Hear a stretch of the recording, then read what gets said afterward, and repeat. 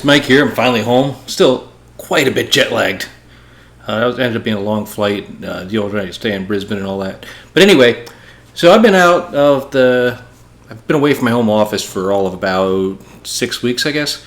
So as you might guess, I've had a big pile of mail pile up and a bunch of shipments that came in that I haven't got a chance to look at yet.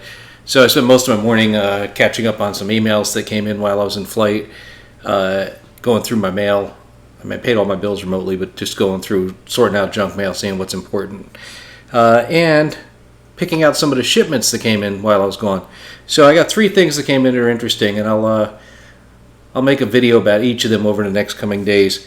The first and probably the least interesting to everybody, and this was just sort of I thought it was pretty funny and cheap to buy. So I got this original GlowBowl. So what this is supposed to do is go on the inside of your toilet bowl and illuminate the bowl in like a blue color, so kind of science fiction-y. And I guess the idea is so you don't have to turn the light on at night. But it was fairly inexpensive. I'll probably put it in later. It requires 3 AAA batteries. So I'll give that a try and I'll let you know how that goes. The second thing that came in was my square reader. So what this is this is a little, if you open it up, it comes with stickers. And it comes with this little square thing. So if I take the square thing out of the box, it looks like this. And the idea is you can take your iPhone, your Android, your iPad, whatever, and you shove the square reader in it.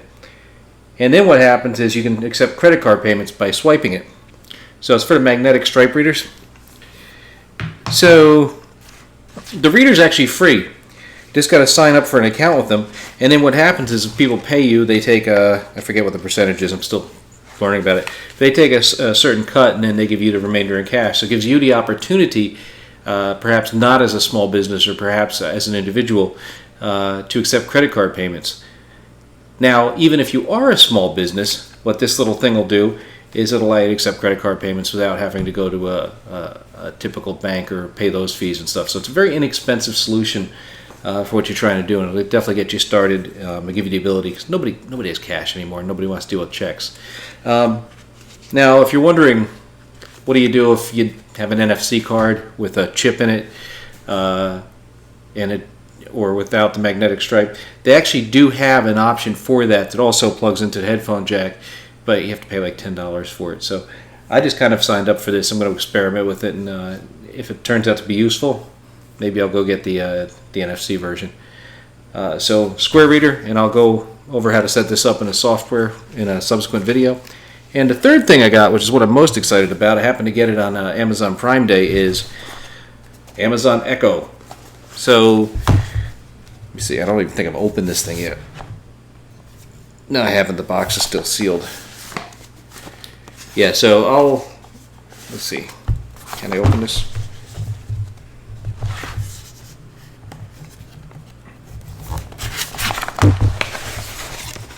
Okay, so this is kind of what it looks like inside the box.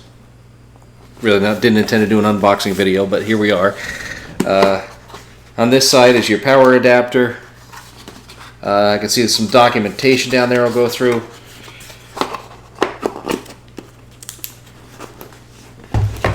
And this is the fairly large unit itself.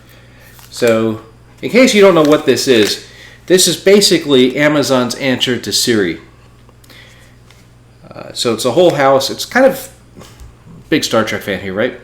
So if you remember when you ever watched Star Trek, Kirk never went and used the keyboard. He just talked to the computer. Computer, tell me the population of planet Zeta 5. It would go computing and process. Well, that's similar to what you can do with the Echo. You can ask it all sorts of questions related to Google searches, and it'll go out and find that information for you. In addition to that, it can tie into your Amazon Music library. And you can say, for example, play me a Beastie Boys song or play me an Alter Bridge song or whatever your favorite band is, and it'll start playing that through the speakers on here. In addition, it can also interface with some home automation devices.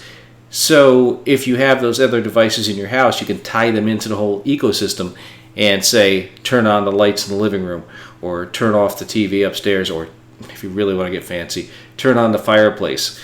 and it'll do all that for you. So that's kind of neat. I'm looking forward to at least getting started and experimenting with that. And I was kind of on the fence with it because it's one of those things that I like to classify purchases in one of two categories. Either I need it, in which case I usually buy it, or it's nice to have, but I don't really need it, in which case I don't usually buy it. So this was definitely in a nice to have category, but on Amazon Prime Day, this came down in price enough, and I think this was actually a refurbished, which it looks brand new, but the price came down enough that I was able to justify, in my mind anyway, the purchase. So looking forward to giving that a try. Yeah, there's other documentation in the box underneath where the Echo unit was. So there's other videos out there you can see on that, but I'll cover it and show you what my impressions were.